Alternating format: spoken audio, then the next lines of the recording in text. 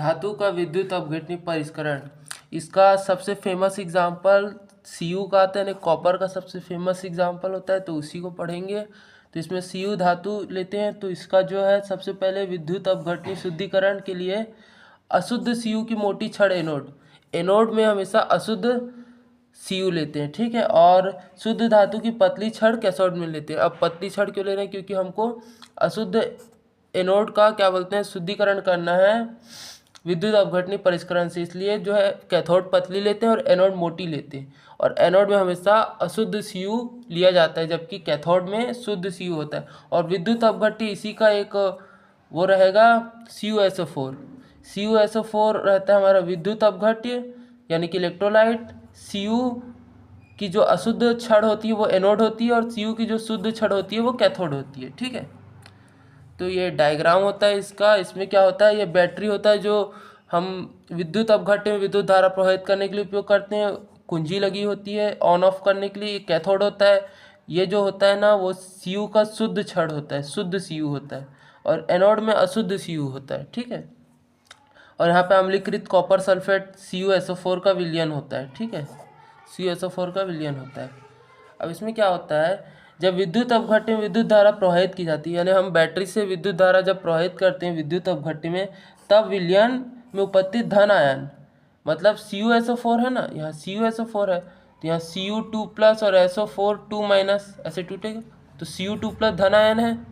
ये जो धन आयन रहता है ना विलयन विद्युत अपघट्य का, ये कैथोड में चला जाता है, कैथोड में जाके अपचित हो जाता है। धन इलेक्ट्रोड से धातु के परमाणु ऑक्सीकृत होकर विलयन में घुलते जाते हैं। अब इसमें भी Cu है, तो वो जो है धीरे धीरे विद्युत अपघट्य में घुलने लगते हैं, विलयन में घुलने लगते हैं।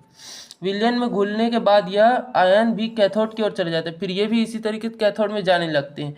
एनोड में धातु के साथ मिली हुई अशुद्धियाँ प्राय अघुलनशील होती है, यानी एनोड में जो धातु रहता है जिसके साथ अशुद्धि है, अब धातु तो विद्युत अपघट्य में जाते जा रहा है तो अशुद्धियाँ बच जाती है, वो मोस्टली अनघुलनशील होती है, यानी कि वो पानी में नहीं घुलती है। तो जैसे जैसे एनोड से धातु के परमाणु विलयन में प्रवेश करते हैं, एनोड से फटाफट Cu2+ क्या बोलते हैं विद्युत अपघट्य में आने लगता है और वहाँ से कैथोड में जाने लगता है।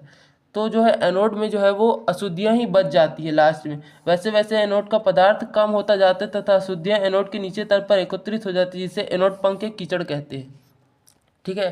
तो इसका क्वेश्चन इस टाइप से आ सकता है कि धातु का विद्युत अपघटनीय परिष्करण को समझाइए, या एनोड पंख या कीचड़ क्या है, एनोड कीचड़ एनोड मड क्या है, ये पूछ सकता है। डायग्राम भी बनाना चाहिए, ये भी पूछता है।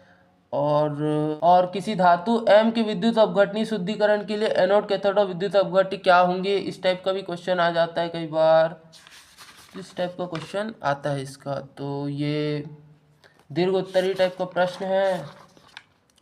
और इसमें सबसे मेन बात यह है कि कैथोड में जो हमेशा शुद्ध धातु उपयोग करते हैं, इसमें गलती हो जाता है। कैथोड में हमेशा शुद्ध धातु रहता है, चाहे जिसका भी हो, किसी भी धातु का विद्युत अपघटनीय परिष्करण करें, कैथोड में हमेशा शुद्ध धातु होता है, एनोड में अशुद्ध धातु होता है, और इलेक्ट्रोलाइट उसी धातु का होता है जिसका शुद्धिकरण कर रहे हैं। जैसे कि CuSO4 का शुद्धिकरण, CuSO4 इलेक्ट्रोलाइट इसलिए लिए क्योंकि Cu का शुद्धिकरण कर रहे थे। अब यहाँ FeSO4 नहीं ले सकते, जिस धातु का शुद्धिकरण हो रहा है उसी का इलेक्ट्रोलाइट लेना होता है, यानी विद्युत अपघट्य उसी धातु का होना चाहिए।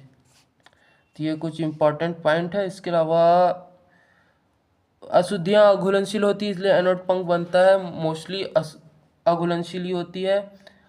और पहले विद्युत अपघट्य का क्या बोलते हैं धनायन कैथोड में जाता है, फिर एनोड का धनायन जो है वो विद्युत अपघट्य में घुलता है, फिर कैथोड में जाता है। तो ये सब थोड़ा सावधानी है, बाकी ये इतना ही है। और तो वीडियो ख़त्म हो गया। Thank you for watching.